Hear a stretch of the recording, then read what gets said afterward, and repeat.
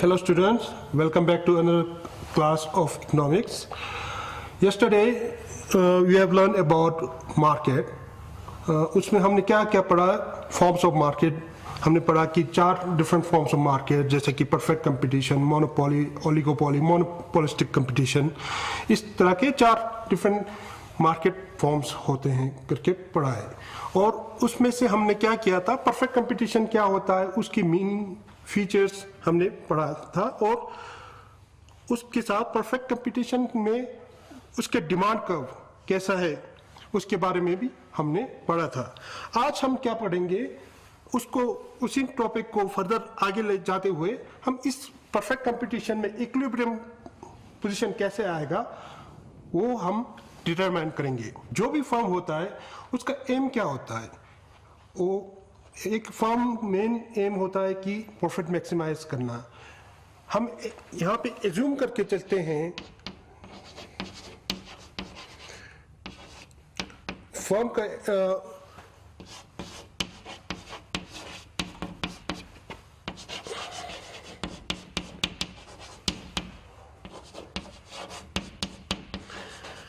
Firm का main M होता है. हम यहाँ पे इस सिचुएशन में परफेक्ट कंपटीशन में या बाकी मार्केट फॉर्म में ये एज्यूम करके चलते हैं कि फर्म ऐसा प्रॉफिट मेकर और उसका मेन एम क्या होगा कि प्रॉफिट मैक्सिमाइज करना, जितना हो सके प्रॉफिट मैक्सिमाइज करे. तो प्रॉफिट मैक्सिमाइज करने के लिए अब वो क्या डिसाइड करेगा कि कितना आउटपुट हो. जितना आउटपुट हो वो कितना आउटपुट करेगा वो परफेक्ट कंपटीशन में जितना होगा उसको हम डिटरमाइन करेंगे आज. अब एक फर्म क्या करेगा परफेक्ट कंपटीशन में इक्विलिब्रियम के पहुंचने के लिए जितना आउटपुट प्रोड्यूस करेगा वो डिटरमाइन करने के लिए हम आज पढ़ेंगे. अब इस सबको से पहले हम एक बेसिक या क्रिटिकल एजम्पशन लेते हैं परफेक्ट कंपटीशन में कि फर्म्स जो है is a profit maximizer.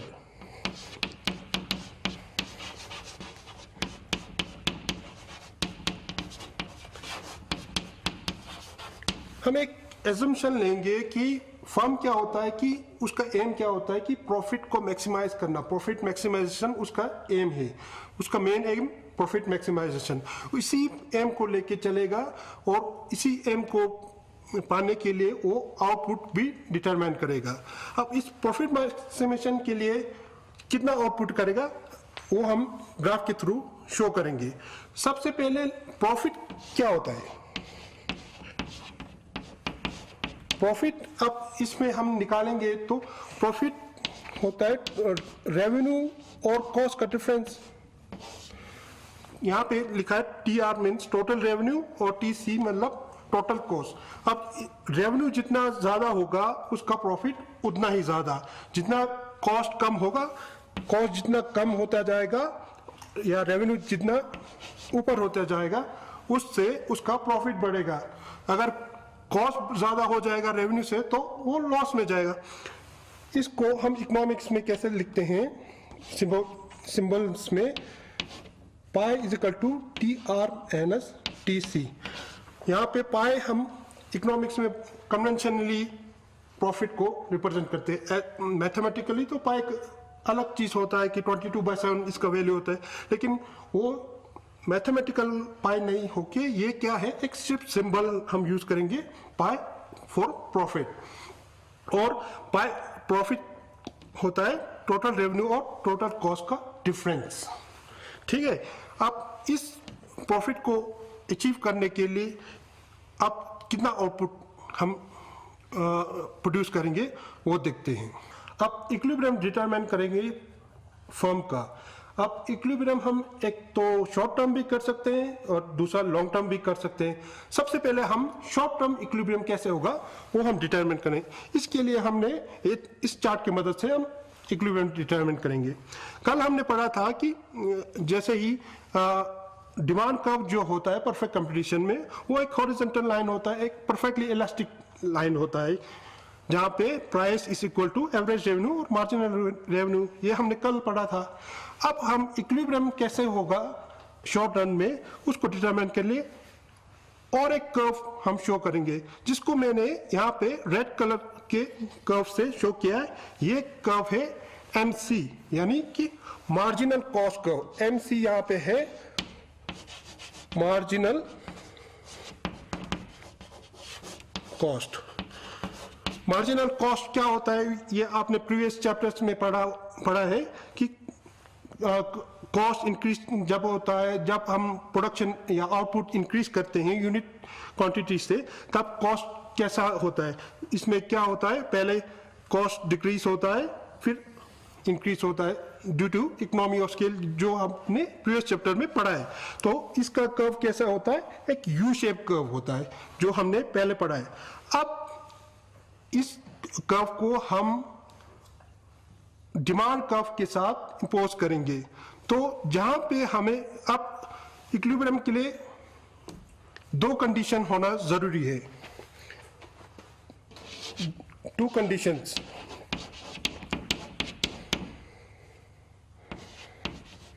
In perfect competition इसमें दो कंडीशन होना जरूरी है इक्विलिब्रियम के लिए। फर्स्ट जो है वो है marginal cost is equal to marginal revenue is equal to price, ठीक है। और दूसरा कंडीशन है marginal cost is rising at the point of intersection।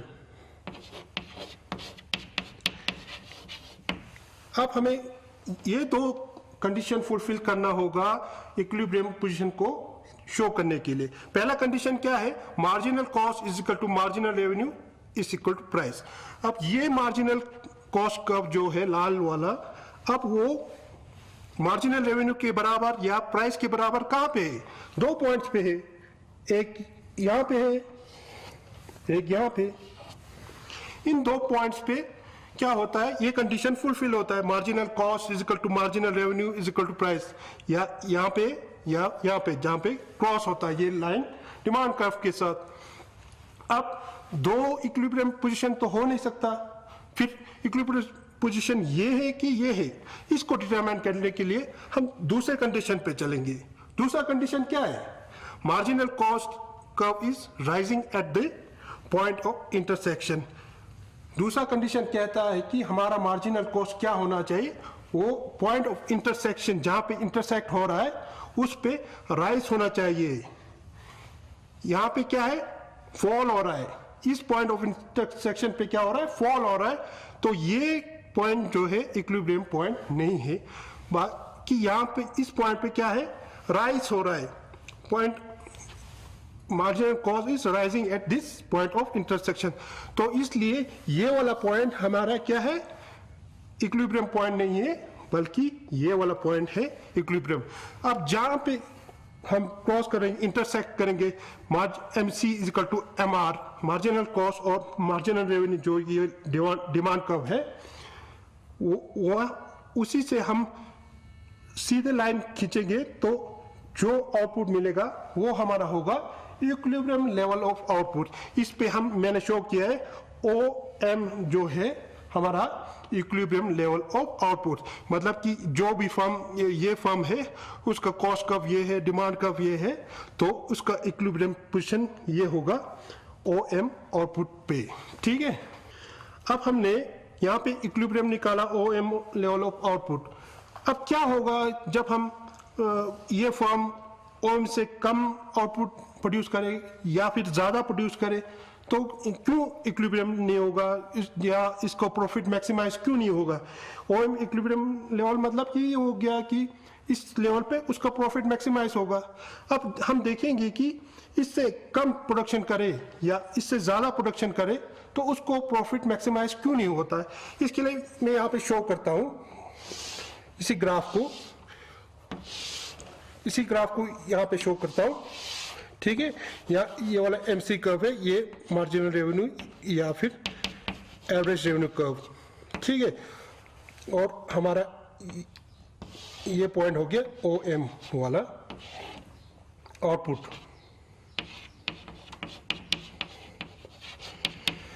क्या होगा जब हम ये प्रोडक्शन OM से कम प्रोड्यूस करें? मान लेते हैं कि उसने प्रोडक्शन कम करके OQ1 पे प्रोडक्शन कम किया, ना कि OM1 प्रोडक्शन करने से। इस लेवल पे प्रोडक्शन करने पे उसका रेवेन्यू और कॉस्ट में क्या फर्क पड़ेगा? इससे हम एक पैरेलल ड्रॉ करते हैं। उसका रेवेन्यू जो है, रेवेन्यू तो पूरा ये जो पोर्शन है Q1 मान लेते हैं, ये B और ये करते हैं C करते हैं, उसका रेवेन्यू तो पूरा Q1 BCM, Q1 BCM के बराबर उसका क्या होगा रेवेन्यू। इसका इतना रेवेन्यू क्या होगा लॉस कम करने से, जबकि उसका कॉस्ट कितना कम होगा? कॉस्ट जो है Q1 यहाँ पे D कर देते हैं, Q1 DCM। प्रोडक्शन कम करने से उसका कॉस्ट भी कम होगा, लेकिन कॉस्ट के कम होने से ज़्यादा उसका रेवेन्यू लॉस होगा। इसमें देख सकते हैं ये जो पोर्शन है, ये जो ट्रायंगुलर पोर्शन है, उसका रेवेन्यू लॉस हो रहा है। प्रोडक्शन कम करने से उसको क्या हो रहा है, DBC एरिया के बराबर उसको लॉस हो रहा है, इसलिए वो प्रोडक्शन कम नहीं करेगा, इक्विलिब्रियम पोजीशन पे वहीं पे रहेगा। इसी तरह से सेम वे में हम क्या कर सकते हैं, अगर उसने प्रोडक्शन इंक्रीज किया तो क्या होगा? जैसे कि OM इक्विलिब्रियम लेवल से उसने प्रोडक्शन माना कि इंक्रीज किया OQ2 लेवल पे, तो देखते हैं कि उसके रेवेन्यू और कॉस्ट में क्या फर्क पड़ेगा। हमें पता है अब उसने प्रोडक्शन इंक्रीज किया तो उसका कॉस्ट भी इंक्रीज होगा, तो रेवेन्यू भी इंक्रीज होगा। अब देखते हैं कि इस लेवल पे करने से, इसको थोड़ा ऊपर खींचते हैं, ठीक है। अब जब उसने प्रोडक्शन इंक्रीज किया तो उसको कॉस्ट कितना बढ़ा, कॉस्ट कब उसका इधर है, तो उसको कॉस्ट ज्यादा हो रहा है। कॉस्ट यहाँ पे पॉइंट कर देंगे, E पॉइंट कर देंगे, ठीक है। अब उसका प्रोडक्शन इंक्रीज करने से उसका रेवेन्यू में कितना चेंज आएगा? चेंज इन रेवेन्यू देखना चाहें तो उसका रेवेन्यू में चेंज आएगा, लिखते हैं रेवेन्यू इंक्रीज होगा, इधर लिखते हैं हम F पॉइंट लिखते हैं, CFMQ2 रेवेन्यू में इतना ही चेंज आएगा। ये जो रेक्टेंगुलर एरिया है इतना ही इंक्रीज होगा, जबकि उसके कॉस्ट में कितना इंक्रीज होगा? कॉस्ट में पूरे का पूरा ये वाला रेक्टेंगुलर एरिया प्लस ये ट्रायंगल एरिया, इसको लिख लेते हैं CEQ2M। तो इसमें देख सकते हैं कि जब हमने प्रोडक्शन इंक्रीज किया तो उसका रेवेन्यू इंक्रीज जो है कम है और कॉस्ट ज्यादा है, तो इस केस में भी उसको इतना पोर्शन जो ये वाला ट्रायंगुलर एरिया है इतने की लॉस होगा। इसलिए क्या करेगा कि वो प्रोडक्शन को कम करने की कोशिश करेगा जब तक उसका इक्विलिब्रियम लेवल नहीं पहुंचेगा, ठीक है। अब जो हमने दो कंडीशन पढ़े हैं कि इक्विलिब्रियम के लिए, पहला कि marginal cost is equal to revenue और दूसरा कि मार्जिनल कॉस्ट कर्व जो है इंक्रीजिंग होना चाहिए पॉइंट ऑफ इंटरसेक्शन पे। ये पॉइंट इक्विलिब्रियम जरूरी नहीं कि इक्विलिब्रियम होगा तो उसको प्रॉफिट होगा ही होगा। अब ये फर्म प्रॉफिट अर्न करेगा या फिर लॉस अर्न करेगा, उसके लिए हमें और एक कर्व इसी कर्व पे हम शो करना पड़ेगा। इसके थ्रू हमें पता चलेगा कि ये फर्म प्रॉफिट अर्न करना है कि या फिर सफर एंड लॉस। उसके देखने के लिए और एक बार हम डायग्राम बनाएंगे।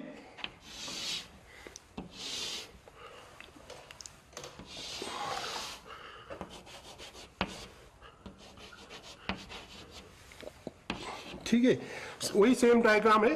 अब इसको देखने के लिए कि उसको प्रॉफिट हो रहा है कि लॉस हो रहा है, इसके लिए हम इसमें और एक चीज इंट्रोड्यूस करेंगे, वो है एवरेज कॉस्ट का कंसेप्ट। अब उसका प्रॉफिट या लॉस को पता करने के लिए हम इसमें और एक कर्व इंट्रोड्यूस करेंगे, वो है average cost curve. Average cost curve आपने प्रीवियस यूनिट्स में पढ़ा है, ऐसा होता है। इसका ये कॉस्ट कर्व भी यू शेप में होता है, लेकिन जब मार्जिनल कॉस्ट का जब इससे इंटरसेक्ट होता है तब यहाँ से ये इंक्रीज होना शुरू होता है। ये आपने प्रीवियस चैप्टर में पढ़ा है। अब इसमें आउटपुट लेवल कितना होगा, जैसे कि ये आउटपुट लेवल है, OM लेवल आउटपुट। अब इसको प्रॉफिट हो या लॉस हो, उसको हम यहाँ पे देखेंगे इस एवरेज कॉस्ट कर्व। ये कर्व है average cost curve. Average cost curve इसका क्या है, हमारे प्राइस से कम है, प्राइस ओपी लेवल से क्या है, कम है जिस प्रिवेलिंग प्राइस पे। तो जहाँ पे ये इंटरेक्ट हो रहा है वहाँ से हम ड्रॉ करेंगे और एक लाइन। तो ये जो पोर्शन है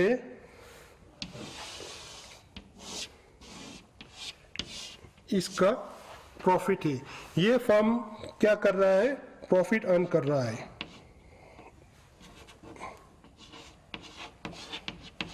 प्रॉफिट अर्न कर रहा है। प्रॉफिट कितना अर्न कर रहा है, equal to the area of this rectangle. अब ये लॉस कब अर्न करेगा, इसके लिए अगर जब इसका एवरेज कॉस्ट कर्व ऊपर होगा, जैसे कि मान ले एवरेज कॉस्ट कर्व ऐसे जाएगा,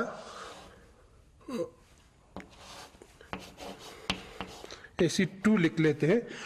अगर इसका एवरेज कॉस्ट कर्व यहां से ना जाके ऊपर से चला जाता है तो उस केस में इसको क्या होगा, लॉस होगा। तो लॉस कितना होगा, इसके लिए हम शो करेंगे, इसी को थोड़ा और इंक्रीज करके दिखाएंगे और प्राइस के साथ मिलाएंगे। तो ये जो पोर्शन है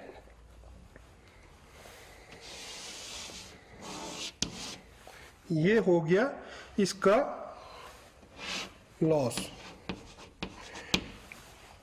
तो हमने देखा कि एक इक्विलिब्रियम में होने जरूरी नहीं है कि इक्विलिब्रियम में एक फर्म प्रॉफिट ही अर्न करे, वो प्रॉफिट अर्न कर सकता है या फिर लॉस भी अर्न कर सकता है। इसमें हमने अगर एवरेज कॉस्ट का प्राइस लाइन से ऊपर होगा तो उस केस में उसको लॉस होगा, और जब उसका एवरेज कॉस्ट का प्राइस लाइन या एवरेज रेवेन्यू लाइन से नीचे होगा उस केस में उसको प्रॉफिट होगा, जो इस डायग्राम में हमने शो किया है। अभी हमने देखा कि एक फर्म परफेक्ट कंपटीशन में प्रॉफिट भी अर्न कर सकता है या फिर लॉस भी सफर कर सकता है। अब लॉस सफर करते हुए क्या कोई फर्म शॉर्ट रन में कंटिन्यू करेगा इस बिजनेस में कि नहीं करेगा, वो डिटरमाइन कैसे होता है, उसके लिए हम और एक कर्व करेंगे इसी डायग्राम के थ्रू। अब सेम वही मार्जिनल कॉस्ट कर्व और एवरेज रेवेन्यू कर्व या मार्जिनल रेवेन्यू कर्व, सेम वही इक्विलिब्रियम कर्व है। अब कोई फर्म शॉर्ट रन में लॉस सफर करते हुए क्या कोई बिजनेस में रहेगा कि नहीं, उसके लिए हमें उसका क्या कॉस्ट कर्व फिर से देखना पड़ेगा। कॉस्ट में हमें पता है कि कॉस्ट आपने पहले पढ़ा होगा, कॉस्ट में दो कंपोनेंट होता है, एक तो होता है फिक्स्ड और दूसरा होता है वेरिएबल। फिक्स्ड और वेरिएबल दो कंपोनेंट होते हैं, हमने प्रीवियस चैप्टर में पढ़ा है। तो एवरेज कॉस्ट में भी हम उसको दो अलग अलग कर सकते हैं, फिक्स्ड और वेरिएबल कॉस्ट। अब जैसे कि इसमें देखेंगे कि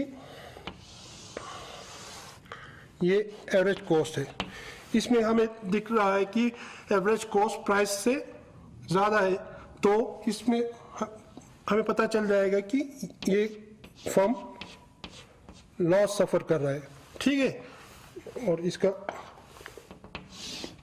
आउटपुट एम ओ एम, अब उसको लॉस सफर हो रहा है। अब ये फर्म जो है शॉर्ट रन में कंटिन्यू करेगा कि नहीं, इसके लिए हमें और एक कर्व करना पड़ेगा, उसका वेरिएबल कॉस्ट कहाँ है। अब जैसे कि अगर उसका वेरिएबल कॉस्ट कर्व मान लेते हैं ये है,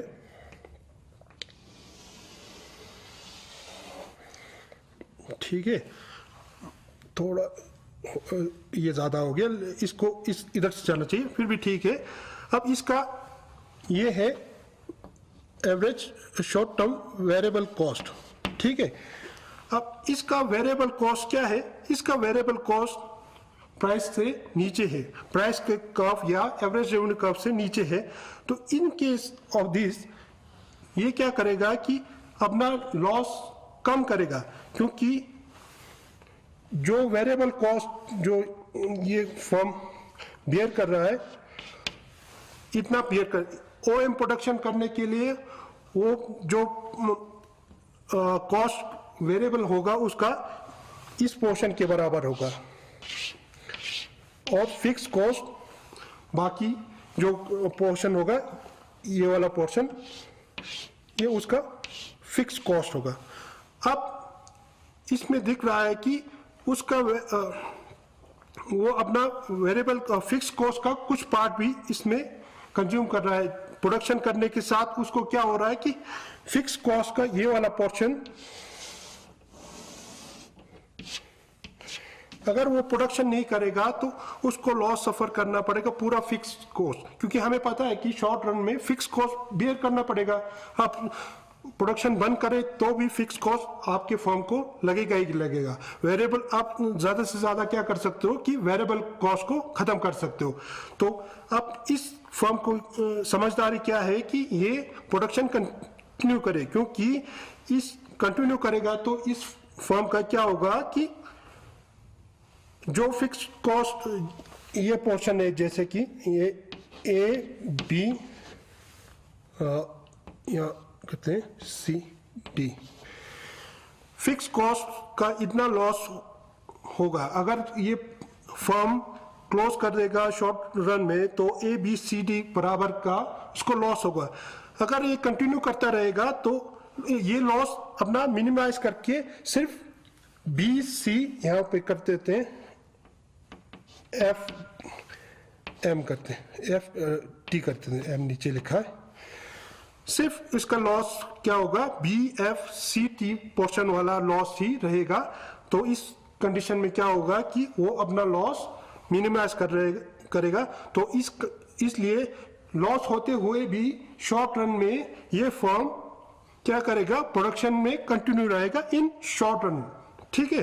तो हमने इससे पता चलता है कि लॉस हो या प्रॉफिट हो, शॉर्ट रन में एक फर्म अपना प्रोडक्शन आउटपुट कंटिन्यू करे या ना करे, वो डिटरमाइन होता है कि उसका वेरिएबल कॉस्ट कितना है। अगर उसका वेरिएबल कॉस्ट प्राइस से कम है तो वो कंटिन्यू रहेगा शॉर्ट रन में। अगर उसका वेरिएबल कॉस्ट भी प्राइस से ऊपर होगा तो उसको शॉर्ट रन में भी लॉस ज़्यादा होगा। तो उसमें उसको वाइस यही होगा कि शॉर्ट रन में भी ये फर्म क्लोज करेगा, ठीक है। अभी हमने शटिंग डाउन फंक्शन देखा। शटिंग डाउन कब करेगा एक फर्म इन परफेक्ट कंपटीशन में, लॉस होने के बावजूद भी वो कंटिन्यू करता रहेगा जब तक उसका वेरिएबल कॉस्ट प्राइस से नीचे होगा, तब तक वो फर्म कंटिन्यू करता रहेगा प्रोडक्शन। अब नेक्स्ट हम करेंगे कि सप्लाई कर्व कैसा होता है।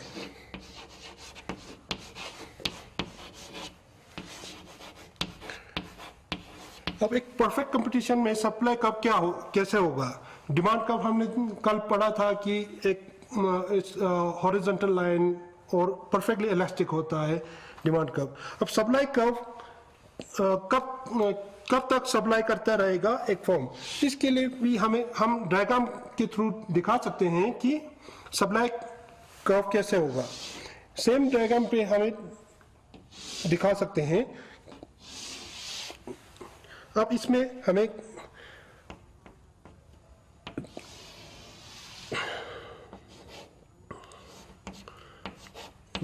वेरिएबल कॉस्ट दिखाना पड़ेगा। अब जो एक फर्म सप्लाई तब तक करेगा जब तक उसका प्रोडक्शन आउटपुट तब तक प्रोड्यूस करता रहेगा जब तक उसका मार्जिनल कॉस्ट कर्व जो ये कर्व है वो एवरेज कॉस्ट के कर्व के ऊपर होगा, या कि marginal cost curve is more than average variable cost. ये कंडीशन जब तक फुल होता रहेगा तब तक वो सप्लाई करता रहेगा।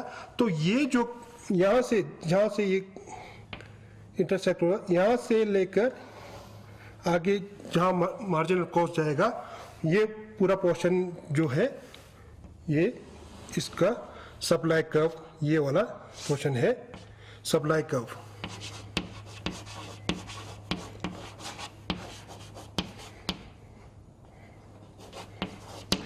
इससे नीचे जाएंगे या उसको प्रॉफिट नहीं होगा, इसलिए ये यहाँ से जब तक उसका वेरिएबल कॉस्ट कवर होता रहेगा तब तक वो सप्लाई करता रहेगा। तो ये वाला पोर्शन जो है ये हमारा आ गया supply curve of A perfectly competitive firm. तो हमने देखा कि शॉर्ट रन में सप्लाई कर्व कैसा होगा। सप्लाई कर्व जहाँ पे एवरेज वेरिएबल कॉस्ट के ऊपर मार्जिनल कॉस्ट होगा वो है हमारा सप्लाई कर्व। ये वाला पोर्शन जो है ये हमारा सप्लाई कर्व है। ये शॉर्ट रन सप्लाई ये वाला को हमारा शॉर्ट रन मार्जिनल कॉस्ट है। In case of long run इसमें थोड़ा डिफरेंस होगा। लॉन्ग रन में हम कल करेंगे कि लॉन्ग रन में कैसा शॉर्ट सप्लाई कर्व होगा, लॉन्ग रन में इक्विलिब्रियम कैसा होगा। आज थोड़ा टाइम कम है तो इसी पे हम कंक्लूड करेंगे आज का चैप्टर।